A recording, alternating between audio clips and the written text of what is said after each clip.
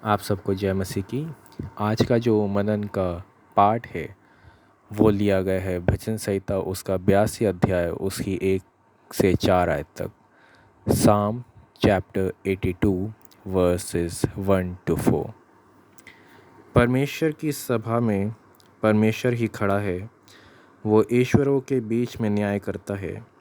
तुम लोग कब तक टेढ़ा न्याय करते और दुष्टों का पक्ष लेते रहोगे? कंगाल और अनाथों का न्याय चुकाओ, दीन दरिद्र का विचार धर्म से करो। कंगाल और निर्धन को बचा लो, दुष्टों के हाथ से उन्हें छुड़ाओ। God has taken his place in the divine council.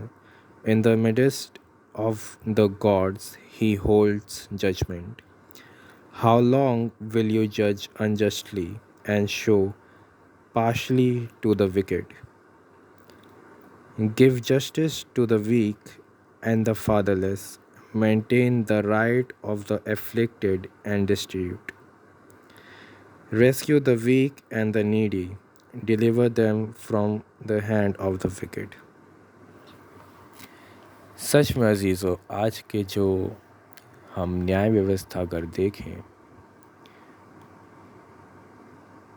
तो उसके अंदर काफ़ी बार देखा गया है कि बहुत सी गड़बड़ियां हैं।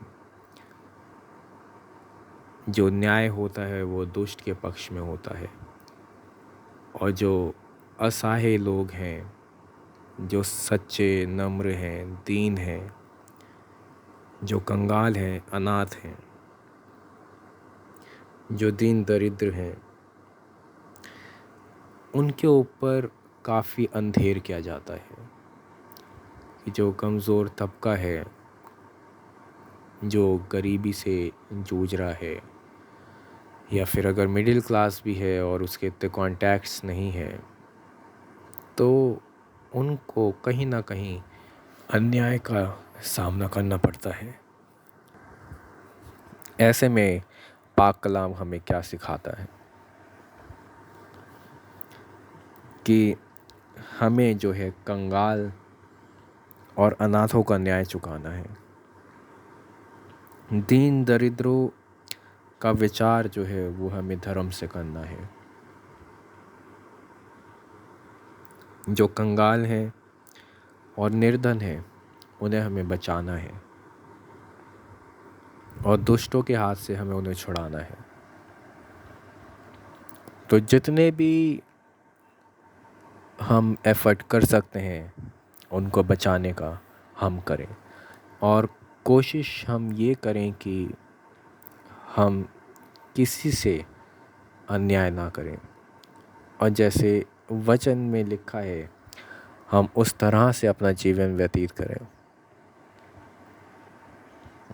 अगर कल को हमें पावर मिलती है, एक अच्छी पोस्ट मिलती है, तो हम किसी के साथ अन्याय ना करें। हम सब का काफ़ी सोच समझ के प्रभु से प्रार्थना में मांगें कि हम किस तरह से इसका न्याय करें, क्योंकि खुदा की लाठी में आवाज़ नहीं होती, लेकिन जब वो पड़ती है तो ज़िंदगी एकदम से ज़मींदोज़ हो जाती है। एकदम से लोग अर्श से फर्श पे आ जाते हैं।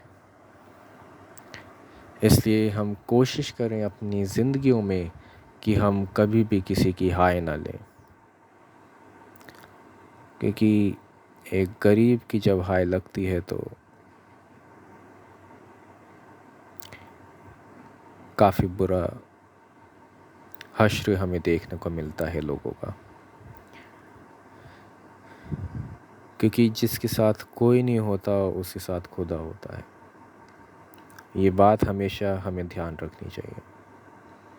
अगर किसी का एक भी रुपया हमारे पास बकाया है तो हम उसे दें और कोशिश करें हम कि हम किसी की उधारी ना रखें और ना ही हम ज़्यादा ब्याज पे या ब्याज पे हम किसी को पैसा दें, क्योंकि देना जो है वो खुदा की तरफ से है, क्योंकि जब हम किसी की मदद करते हैं तो खुदा हमें और मजबूत बनाता है ताकि हम लोगों की और मदद कर सकें। अगर हमारे पास फाइनेंशियल पावर है तो लोगों की भलाई के लिए उसे इस्तेमाल करें।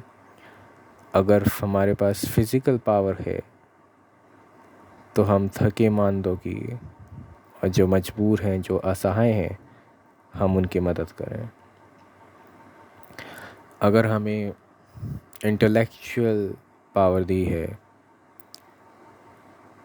कि अगर हम पढ़ाई में तेज़ हैं या फिर हमारा तेज़ दिमाग है, हम अच्छे इंटेलेक्चुअल हैं,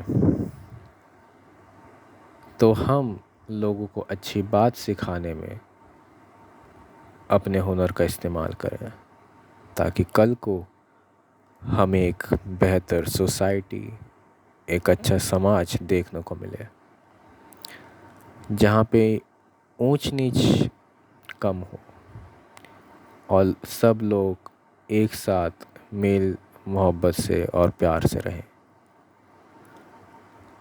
जहाँ पे किसी की मदद करने के लिए किसी को 100 बार ना सोचना पड़े और किसी से अपने दिल का हाल कहने के लिए किसी को 100 बार ना सोचना पड़े कि क्या ये मेरा बात समझ पाएगा या नहीं, ये मेरे हालात समझ पाएगा या नहीं। तो इसलिए हम तीनों तरीके से फाइनेंशली, ये हेल्थ अगर हमारी अच्छी है और अगर हम समझदार हैं, नॉलेज है हमारे पास, तो हम ज़्यादा से ज़्यादा लोगों की मदद करें ताकि खुदा जब हमें देखे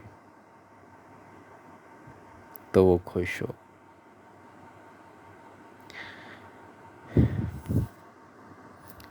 और खुदा हमें एक ज़रिया बनाए खुदा की आशीष उन तक पहुंचाने के लिए। आइए हम दुआ करें। पिता परमेश्वर, हम आपका धन्यवाद करते हैं इस वक्त के लिए जो आपने हमें दिया। हम धन्यवाद करते हैं हर एक सांस के लिए जो आपने हमें दी। हम धन्यवाद करते हैं हर एक चीज़ के लिए जो आपने हमारी ज़िंदगियों में करी, जो आपने हमारी ज़िंदगियों में दी। पिता परमेश्वर, आप हमें इस काबिल बनाइए कि हम ज़्यादा से ज़्यादा लोगों की मदद करने वाले हो सकें, ताकि जो प्रेम का संदेश आपने हमें दिया है वो हम लोगों तक पहुंचाने वाला हो सके, ताकि लोग उससे सीख सकें और एक दूसरे से प्यार करना सीखें। क्योंकि आज के टाइम में लोगों के अंदर बहुत ही नफ़रतें भरी हुई हैं। आप अपने प्यार को हमारे अंदर डालिए ताकि उस प्यार से हम लोगों की भलाई करने वाले हो सकें, उस प्यार को हम लोगों को देने वाले हो सकें और वो आगे एक दूसरे को दे सकें। और जैसा चाहते हैं आप हमारी ज़िंदगी को चलाइए, जैसा आप चाहते हैं आप वैसा हमें बनाइए। ये सब कुछ मांगते हैं आपके बेटे यीशु मसीह के नाम से, सुनो कबूल करें, आमीन।